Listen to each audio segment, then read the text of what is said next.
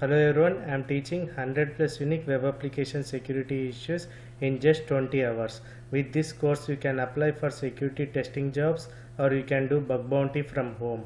Watch from lesson 0 guys, otherwise you will not be creative. Search in YouTube Uday Datrak bug bounty. This is a separate playlist to learn in 20 hours. Hey guys, now we'll talk about user enumeration guys.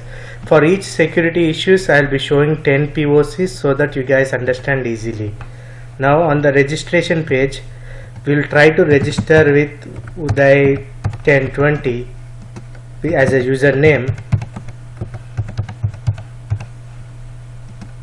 and we'll try to register with the same username again on the user in the place of username guys, same username as we previously entered.